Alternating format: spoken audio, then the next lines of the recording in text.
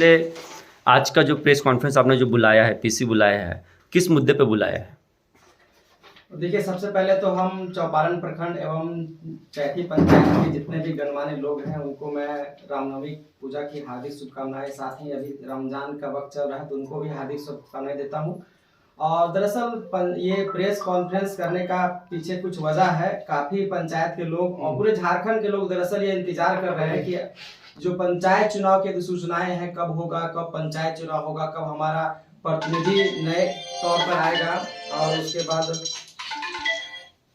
कहीं ना कहीं ये चीज हमको देखने को मिल जाएगा कि पंचायत की रूपरेखा जो विकास के लिए तैयार किया जाता है वो नए प्रतिनिधि कैसे तैयार करेंगे। तो ये सब तमाम कई चीजें हैं। और हमारा पंचायत अगर देखा जाए पूरे चौपारण प्रखंड में मैं रिपोर्टिंग पहले किया करता था, पत्रकार अभी भी हूँ और पत्रकारिता के बाद ही अब मैं इस चुनाव में आया हूँ। तो कहीं ना कहीं ये चीज मैं देखता था कि पंचायत के जो अलग अलग क्षेत्र में विकास की गई वो कहीं ना कहीं चैथी पंचायत इससे अछूता रह गया है। तो यही सब तमाम चीजों को लेकर कुछ बात करेंगे। तो अगर हम बताएं तो सबसे पहले हमारा मुद्दा रहेगा कि चैथी पंचायत काफी छोटा पंचायत है। अगर देखा जाए तो यहाँ की जनसंख्या भी काफी कम है और कहीं ना कहीं विकास की लकीर नहीं खींचा गया। अगर यहाँ के वर्तमान मुखिया के हम तो बारे में जिक्र ज्यादा नहीं करेंगे, लेकिन जो विकास की योजनाएं पहुंचना चाहिए था धरातल पे वो दरअसल पहुंच नहीं पाया है।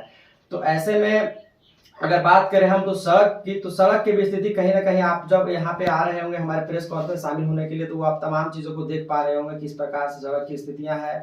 और भी आप लोग भी तो पत्रकार भाई हैं, आप लोग देखते होंगे किस प्रकार की समस्याएं इस पंचायत में है।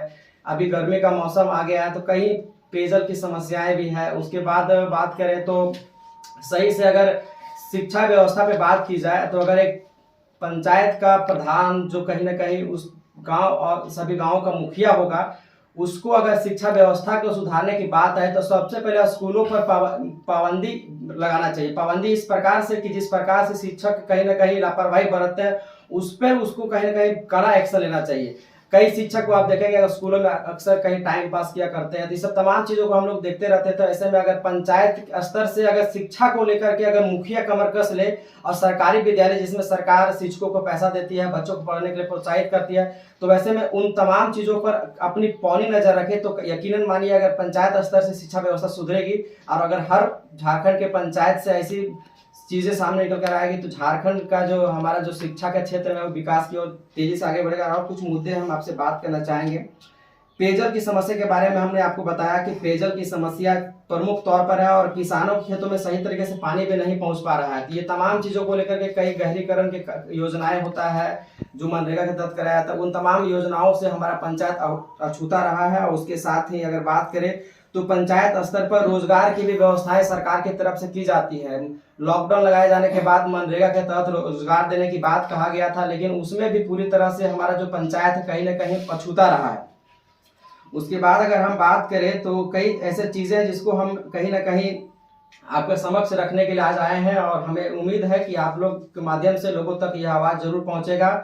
और जो भी समस्याएं हैं उसका समाधान करने के लिए ही मैं चुनाव में आया हूं। और ये भी मैं बताना चाहूंगा कि पंचायत स्तर पर अगर देखा जाए हमारे पंचायत चैथी में सही से ग्रामीणों को बैठने के लिए एक चबूतरे का भी सही से निर्माण पूरे तरीके से नहीं करवाया गया। जितना ज्यादा आवश्यकताएं था उतना नहीं दिया गया है। गर्मी का माहौल में गांव के लोग अक्सर एक जगह बैठ करके अपने गांव के समस्याओं का चर्चा करते हैं। कई ऐसे प्रमुख फैसले लिए जाते हैं जिसमें लोग एकजुट होकर के बैठते हैं। तो वैसे तमाम चीजें हमारे पंचायत में ये चबूतरे की बात करें तो छत्तादार चबूतरा का निर्माण नहीं कराया गया है। और कहीं ना कहीं जितना ज्यादा आवश्यकताएं था उससे पूरा कहीं पेयजल की व्यवस्था की बात करें तो वो पूरी तरह से नहीं हो पाया, पूरी तरह से ठप रहा है।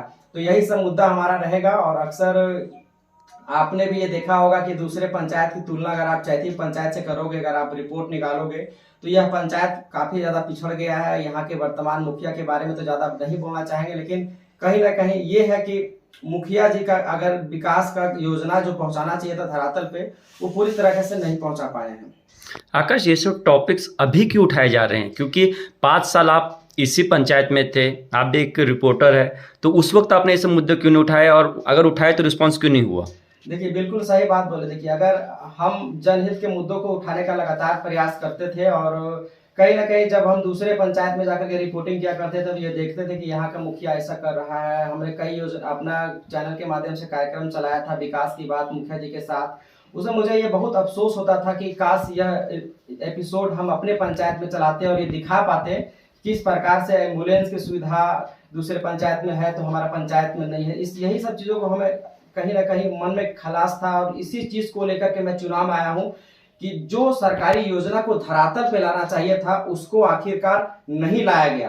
कहीं ना कहीं वो पैसा जो फंड आया था मुखिया के लिए वो कहीं ना कहीं ऐसे ही रखे रखे वापस चला गया। तो यही सब चीज मेरा है कि अगर जो मैं मुद्दा उठा रहा था उसका समाधान तत्काल तौर पर नहीं हो पा रहा था, हम लोग लगातार आवाज उठा रहे थे और उसका समाधान नहीं होने की वजह से कई लोगों के समस्याएं लगातार बढ़ती जा रही थी। तो ऐसे में लोगों ने कहा जिस प्रकार से आप लोग समस्याएं उठा रहे हैं तो वैसे में आपका अगर नेतृत्व पंचायत को मिलेगा तो यकीनन विकास की लकीरें लगातार खींची जा सकती है। इसके अलावा आकाश और क्या क्या रोड मैप्स है आपके, अगर आप जीत गए बाई चांस लोगों ने, क्योंकि जिस तरह से आप बता रहे हैं कि लोगों का सपोर्ट आपको कंटिन्यूसली मिल रहा है, तो लोगों ने आपको अगर समर्थन दे दिया तो लोगों के लिए क्या क्या करेंगे? आप मुद्दे उठा रहे हैं तो फिर आगे चल के ये ना हो कि सामने वाला अपोजिशन भी आप पे नेक्स्ट टाइम आप पे मुद्दा उठाए, इस तरह से नहीं होगा। सबसे पहले तो मेरे अंदर अगर बात करें तो कहीं ना कहीं किसी भी प्रकार का योजना का लाभ अपने लिए लेने का मेरा कहीं ना कहीं शौक नहीं है, क्योंकि अगर हम बात करें नाम नहीं लेंगे लेकिन आपको मैं क्लियर बताना चाहता हूँ कुछ ऐसे भी उम्मीदवार हैं जो, हालांकि नाम मैं नहीं लूंगा इस प्रेस कॉन्फ्रेंस के जरिए, ये है कि वे पूरी तरह से संपन्न परिवार से हैं फिर भी राशन कार्ड धारी है, जिसका मैं चुनाव के वक्त खुलासा करूंगा कि आखिरकार कितने समय से ये लोग राशन उठा रहे थे। क्योंकि आप समझ सकते हैं कि इस प्रकार से लिमिटेड संख्या में राशन कार्ड जिला स्तर से बनाया जाता है। आज भी कई लोग राशन कार्ड बनाने के लिए लगातार ठोकर खा रहे हैं प्रखंड का और कहीं ना कहीं डीएसओ ऑफिस जा रहे हैं। लेकिन अगर जो संपन्न परिवार से है, जब सरेंडर करने के लिए पिछले बार कुछ महीनों पहले लगाया गया था, तो वैसे मुखिया के उम्मीदवारी रख रहे हैं अपने आप को, और अगर आप सरकारी योजना का फायदा उठाइएगा, अगर आप संपन्न है तो यकीन मानिए अगर ऐसे लोगों के हाथ में सत्ता जाएगा तो कहीं ना कहीं पूरा का पूरा योजना सिर्फ और सिर्फ अपने और अपने परिवार के लिए ही ये लोग करेंगे। आज भी देखिए हम लोग संपन्न परिवार से, अच्छा खासा मेरा जिंदगी चलता है और अच्छा खासा मेरा परिवार, किसी भी प्रकार का मैं सरकारी योजना का फायदा अभी तक नहीं ले पाया। जब से मेरा होश हुआ तब से मेरे घर में राशन कार्ड का व्यवस्था नहीं है, क्योंकि मैं नहीं चाहता हूँ। मैं चाहता तो किसी भी तरह से बनवा लेता जिस प्रकार से बिचौलिया लोग बनवाते हैं, लेकिन मैंने सोचा कि नहीं, किसी अगर मैं राशन कार्ड इस्तेमाल करूंगा तो कहीं ना कहीं एक गरीब लोग जो उसको ज्यादा जरूरत है उसको नहीं मिल पाया, क्योंकि ये लिमिटेड संख्या में बनाया जाता है। आकाश, कहीं ना कहीं मुखिया का जो पेमेंट है वो 800 रुपये प्रति माह मिलता है, तो 800 रुपये इतना इनफ नहीं है कि वो राशन कार्ड के लिए नहीं ले सकता है राशन, क्योंकि जो मुखिया जो मुखिया जीते हुए हैं उनसे जो बातें होती है उस पे ये टेक है। मैं वर्तमान मुखिया की ये बात नहीं कर रहा हूँ, मैं ये बोल रहा जो उम्मीदवार अभी उभर करके आ रहे हैं कि मैं चुनाव लड़ूंगा, मैं उनके लिए बात कर रहा हूँ कि कुछ ऐसे भी उम्मीदवारों का नाम सामने आया जो कह रहे हैं कि हम चुनाव लड़ेंगे, वो सरकारी योजना का वर्तमान में फायदा उठा रहे हैं जबकि वो पूरी तरह से संपन्न है। तो यकीन मानिए अगर वैसे लोग संपन्न होते हुए भी सरकारी योजना का फायदा उठाएंगे तो कहीं ना कहीं सब का सब योजना जो होगा वो सिर्फ और सिर्फ उनके परिवार वालों के पास जाएगा। मेरा देखिए मेन मकसद इस प्रेस कॉन्फ्रेंस करने का यही था कि जो समस्याएं हैं उसका समाधान करेंगे और अच्छे उम्मीदवार का चयन कीजिए। मैं आपके माध्यम से ये लोगों तक मैसेज पहुंचाना चाह रहा हूं। और अगर बात करें तो देखिए आप लोग लगातार, मैं भी पत्रकारिता से जुड़ा हुआ हूं, आप लोग भी लगातार जन समस्याएं उठाते रहते हैं। कहीं ना कहीं आपको भी ये दुविधा होता होगा कि जब जन समस्या उठाते हैं तो उसका समाधान नहीं किया जाता है। आप लोग भी लगातार अधिकारी को बोलते हैं कि सर यहाँ पे इस प्रकार की समस्या हमने दिखाया है, इसका समाधान किया जाए, लेकिन नहीं किया जाता।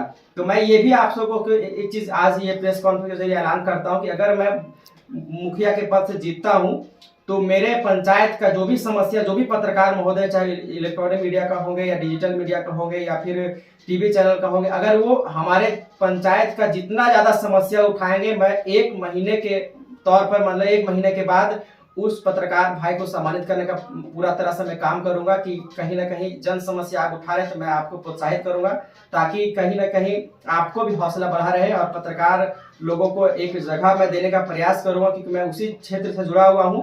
तो 1 महीने के बाद मैं अगर जो ज्यादा समस्याएं उठाएंगे, क्योंकि ज्यादा समस्या उठेगा तो स्वाभाविक सी बात है उसका समाधान भी जल्द से जल्द किया जाएगा। और यही सब बातों को मैं लेकर के मैं इस प्रेस कॉन्फ्रेंस में आया हूँ। अंतिम में क्या कुछ संदेश देना चाहेंगे अपने पंचायत वासियों मैं को? यही मैसेज देना चाहूंगा कि आप एक शिक्षित उम्मीदवार को चुनिए जो सही नेतृत्व कर सके और जात पात से ऊपर उठ करके मतदान कीजिएगा जब इलेक्शन का टाइम आएगा, और मतलब सिलेक्शन कीजिए वैसा जो आपके लिए तत्पर हो और अपने लिए कहीं ना कहीं उसको किसी प्रकार का मतलब लाभ लेने के लिए स्वार्थ ना छिपा हो उसके अंदर। ये सब तमाम चीज़ों को देखना चाहिए होगा। अगर आप एक अच्छे नागरिक हैं, अच्छे वोटर हैं, तो ये चीज़ आपको जरूर समझना चाहिए कि कौन सा उम्मीदवार आपके लिए सही साबित होगा। धन्यवाद।